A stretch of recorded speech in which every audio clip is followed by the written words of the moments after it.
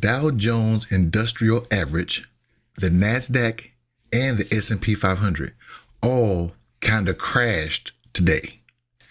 But why did they crash? They crashed because Trump is an idiot. But also they crashed because of a poor jobs report in February, and it crashed because Trump don't want to get rid of his trade war. So if he loves the stock market so much, why is he letting the stock market crash the way it's going? That's letting the business world, the world that he kisses up to, that's letting them know, number one, Trump don't know what he's doing. And number two, whatever he's doing is wrecking the American economy. So if you want to pass any kind of budgets and bills, you need to know how much revenue is coming into the country. What is our GDP? What is our gross domestic product? Trump is destroying that. And they got the nerves to go out there and say, oh, this is Biden's economy. No, because whenever Trump said he was doing great in the first year and a half of his first presidency, we kept saying, no, wait a minute, you haven't done anything. You are still riding on Obama's coattails. Y'all got upset. Now, all of a sudden, it's his turn now. January 20th, 2025 started his term, right? So keep that same energy. Keep that same energy when you look at this Dow Jones and you see that it dropped almost 900 points in one day. The NASDAQ dropped close to 900 points in one day. And the S&P dropped 200 points in a day. Keep that same energy because, again, go back to 2017 when we were saying, hey, wait a minute, this is still Obama's economy. You haven't done anything. And he started praising the same job report that he hated. So let's use that same energy and apply it now. And the funny part about all of this is that every time the Maga party go and talk to their constituents, all they talk about is, well, hey, look, Doge is doing a good job. They're cutting jobs. They're shrinking the size of government. They're saving the American people money.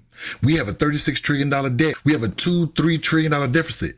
But then they want to pass a budget that's going to keep Trump's tax cuts that's for the wealthiest people in this country. And they're going to cut Social Security and Medicaid. Why are they cutting Social Security? Why are they cutting Medicaid? And the same amount of money they're cutting, they're doing a tax break for the rich. Trickle-down economics does not work. And MAGA is so stupid, they're following the Republicans on trickle-down economics. It didn't work in 1980, and it damn sure ain't gonna work in 2025. Trickle-down economics does not work. And I'm going to say it again for the MAGA idiots in the back. Let's go back to 1980. Ronald Reagan came out with trickle-down economics. And during the 1980 presidential campaign, George H.W. Bush called his plan voodoo economics. You can go Google all this. Then Reagan chose George H.W. Bush to be his vice president. Then he kind of backtracked on voodoo economics. Go look it up. He said it. It was on camera. They even showed him that he was lying in the 80s. Reagan is there for 8 years, 1981 to 1988, 89. He raised taxes 11 times in 8 years. And on the campaign trail, when George H.W. Bush was running for president, what was his slogan? Don't worry about it, MAGA, I'll tell you. His slogan was, read my lips, no new taxes. Now let's stop right there.